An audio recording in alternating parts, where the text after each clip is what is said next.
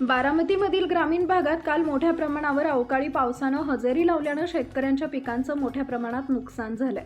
आज राष्ट्रवादी शरदचंद्र पवार पक्षाचे युवा नेते युगेंद्र पवार यांनी बारामतीमधील पंधरे गावातील नुकसानग्रस्त शेतकऱ्यांच्या केळी आणि इतर पिकांची पाहणी केली आहे। यावेळी मोठ्या प्रमाणात शेतकऱ्यांच्या पिकांचं नुकसान झालं असून सरकारनं लवकरात लवकर त्वरित मदत द्यावी अशी मागणी युगेंद्र पवार यांनी केली आहे। पाहणीवेळी मोठ्या प्रमाणात शेतकऱ्यांनी देखील उपस्थिती लावली आहे।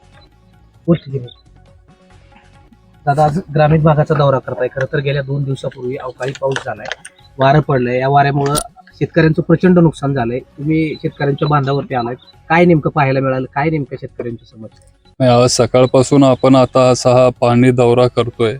जास्त करून नुकसान इथं पंधरे भागात झालंय। पवईमाळ, धुमाळवाडी ह्या गावांमध्ये जास्त नुकसान झालेलं आहे। आता आम्ही वेगळे वेगळे सगळे प्लॉट बघितले। केळ्यांचं प्रचंड नुकसान झालंय, हरभऱ्याचं प्रचंड असं नुकसान झालंय। ऊस सगळा हा शेतकऱ्यांचा खराब झालेला आहे। एक कलिंगडचं पण आपण एक प्लॉट बघितला, तो पण आता पूर्णपणे खराब झालेला आहे। असं खूप मोठं नुकसान या परिसरातल्या सगळ्या शेतकऱ्यांचं इथं झालेलं आहे। आणि तुमच्या माध्यमातून आम्ही ह्या शासनाला विनंती करतो की लवकरात लवकर एक नुकसान भरपाई किंवा एक स्पेशल पॅकेज आपल्या बारामती तालुक्यातल्या सगळ्या शेतकऱ्यांना इथं मिळायला पाहिजे आणि लवकर मिळावं। पंचनामे हे आम्ही करतोय, ह्याच्या आधी पण पंचनामे आम्ही केलेले आहेत। इथं आता आमचे एक शेतकरी बांधव आहेत, त्यांनी मला आता सांगितलं की गेल्या वर्षी असंच एक अवकाळी पाऊस झालेला आणि साधारण 1.5 एकरमध्ये त्यांना 5,000 रुपये तिथं देण्यात आले होते। असं तेव्हा सांगण्यात आलं होतं की 1.5 एकरासाठी 5,000 रुपये मिळतील आणि ते पैसे आजपर्यंत त्यांना इथं मिळालेले नाहीये। ते बरोबर आहे ना? 5,000 रुपयांनी हे नुकसान काय भरून निघू शकत नाही। कमीत कमी 1 लाख रुपये एकर असं एक स्पेशल पॅकेज आपले जे कृषी मंत्री आहेत भरणे मामांनी आमच्या सगळ्या बारामती तालुक्यातल्या शेतकऱ्यांना दिलं पाहिजे। शेतकऱ्यांचं नुकसान झालंय, शासकीय अधिकाऱ्यांनी अद्यापही पंचनामे अजून केले नाहीत। काय शासनाकडे तुमची मागणी असणार? पंचनामे हे तर झालेच पाहिजेत, लवकर झाले पाहिजेत। ते होत नाहीयेत। आम्ही पण तिथं पाठपुरावा करू, आम्ही पण तिथं फॉलोअप घेऊ आणि लवकरात लवकर हे पंचनामे होतील अशी अपेक्षा ठेवतो। दादा, पोटनिवडणूक बारामतीची होती। विशेषतः राष्ट्रवादीने निवडणूक न लढवण्याचा निर्णय घेतला, परंतु जास्तीत जास्त अपक्ष फॉर्म देखील 2-3 दिवसात दाखल झालेले। कालपर्यंत 8 अपक्ष फॉर्म झालेले। काय वाटते आपल्याला, जेणेकरून ही निवडणूक बिनविरोध होण्याचं राज्यातून अनेक जण सांगतात, कसं पाहता? काय एका लोकशाहीमध्ये कोणाचाही अधिकार आहे, कोण पण एका निवडणुकीसाठी उभं राहू शकतं। आणि तसे ती पण तुमची बातमी बघितली, साधारण 3 का 4 फॉर्म तसे काल भरले गेलेत। हे सगळे बारामती तालुक्याचे बाहेरचे सगळे उमेदवार आहेत, बारामतीतले हे उमेदवार नाहीयेत। आणि बारामतीकरांची इच्छा आहे, त्याच्यात कुठलाही मोठा प्रमुख पक्ष नाहीये। भाजप असेल, काँग्रेस असेल, असं कुठलाही जरा मोठा राष्ट्रीय पक्ष नाहीये। सगळे अपक्ष उमेदवार आहेत। बारामतीकरांची इच्छा आहे की ही निवडणूक बिनविरोध व्हावी। बारामतीकर नाही तर अख्ख्या महाराष्ट्राची इच्छा आहे की ही निवडणूक बिनविरोध व्हावी। आणि आमची सगळ्यांची भावना आहे की आपण सगळ्यांनी आता वहिनींच्या पाठीमागे ठामपणे उभं राहिलं पाहिजे आणि हीच खरी श्रद्धांजली आपल्या दादांसाठी असेल। खरं तर राज्यात अनेक बंधुभावांची प्रकरणं समोर सुरू आहेत। नाशिकचे थरात यांचं देखील प्रकरण समोर सुरू आहे। अशात पुण्याचे जे काही खेड तालुका आहे, त्या खेड तालुक्यामध्ये देखील असे एक महाराज समोर आलेले आहेत आणि त्यांच्या माध्यमातून अध्यात्मकाच्या नावाखाली खरं तर महिलांचं लैंगिक शोषण झाल्याचं त्या ठिकाणी बोललं जात आहे। काय आम्ही कधीच या सगळ्या बंधू भावांवर कधी विश्वास ठेवलेला नाहीये। आम्ही सगळे पुरोगामी विचाराची लोक आहोत। हा तालुका पुरोगामी विचाराचा आहे, राहिलेला आहे, इथून पुढेही राहील। पण हे जे सगळे जे बंधू बाबा आहेत आणि सगळे चुकीच्या गोष्टी विकृत पद्धतीने ते जे काय करतायत, ते ताबडतोब त्यांना तिथं त्यांच्यावर कारवाई झाली पाहिजे। शासनाने त्यांची अटक केलेली आहे, पण लवकरात लवकर त्यांना तिथं शिक्षाही झाली पाहिजे। मगच कुठेतरी हे सगळं प्रकरण थांबेल। त्यांच्यावर जर कडक कारवाई आणि स्ट्रिक्ट ऍक्शन जर आपण घेऊ शकलो, मगच हे सगळे जे बंधू बाबा आहेत महाराष्ट्रामध्ये ते त्यांची सगळी कामं थांबवतील।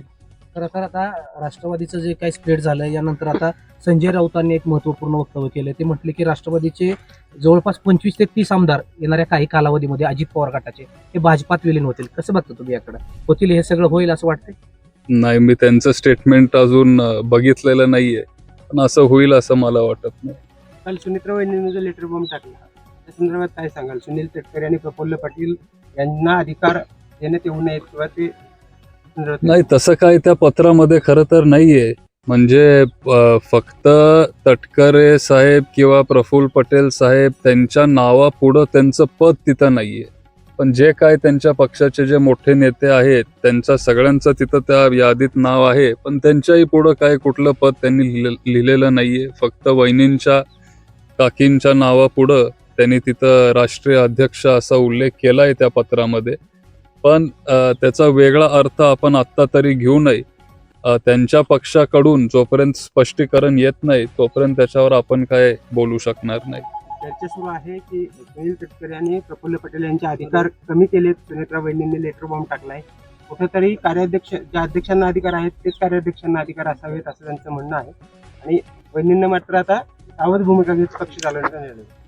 अशी चर्चा आहे, पण जर म्हणजे आता चर्चेवर आपण काय बोललं नाही पाहिजे. शेवटी तो त्यांचा पक्ष आहे, तो त्यांच्या पक्षाचा प्रश्न आहे. उद्या जर काय अधिकृत आपल्या समोर येत असेल त्यावेळेला आपण बोलू. राष्ट्रवादीच्या विलिनीकरणाबाबत आपल्या पक्षानं भूमिका मांडली होती की अजितदादांचं पवार साहेबांबरोबर बोलणं झालं होतं. त्यावेळेस मात्र तटकरेंनी या सगळ्या गोष्टीचा इन्कार केला होता. आता मात्र तटकरे स्वतः सांगतायत की मला विलिनीकरणाची कल्पना होती. मग खरंच अजित पवारांची आणि शरद पवार यांची चर्चा झाली होती आणि दोन्ही पक्ष एक होणार होते? 100% विलिनीकरण हे होणार होतं. चर्चा फक्त एकदा नाही तर अनेक वेळा चर्चा तिथं झालेल्या आहेत. गोविंद बागेचा तो व्हिडिओ पण तुमच्या सगळ्यांच्या समोर आलेला आहे. दादा स्वतः त्या सगळ्या चर्चेत होते.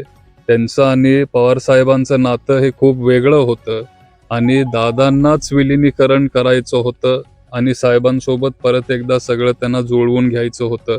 आणि त्याच्यामुळं आम्ही इथं बारामती तालुक्यात पण जिल्हा परिषद आणि पंचायत समिती दोन्ही पक्ष एकत्र मिळून आपण इथं लढलेलो होतो. आणि ही सगळी पावलं तुम्हाला तिथं सांगतात की त्याच दिशेने आपण घेत होतो. विलिनीकरणाची काय कुठपर्यंत चर्चा किंवा कशा पद्धतीनं? नाही, आता काय संपूर्ण राष्ट्रवादी काँग्रेस परिवाराची इच्छा आहे की पक्ष एकत्र आला पाहिजे. महाराष्ट्रामध्ये आपण सगळ्यांनी परत एकदा एकत्र मिळून काम केलं पाहिजे. पण मी हे माझं वैयक्तिक मत मांडू शकतो. हे पक्षाचं मत असेल किंवा नसेल, पण हे माझं वैयक्तिक मत आहे. माझी वैयक्तिक ही इच्छा आहे. मी त्या चर्चेत नव्हतो. मी एक छोटा कार्यकर्ता म्हणून इथं या तालुक्यात मी काम करतो. पण जे काय दोन्ही पक्षाचे वरिष्ठ नेते आहेत, साहेब असतील किंवा ताई असतील, जयंत पाटील साहेब असतील, त्यांच्या पक्षात वहिनी आहेत, हे सगळे बसतील, ते ठरवतील. जो काही निर्णय ते घेतील तो आम्हाला सगळ्यांना मान्य असेल. अशाच नवनवीन बातम्या पाहण्यासाठी बारामती वार्तापत्र चॅनलला लाईक करा, शेअर करा, सबस्क्राईब करा आणि बेल आयकॉन प्रेस करा.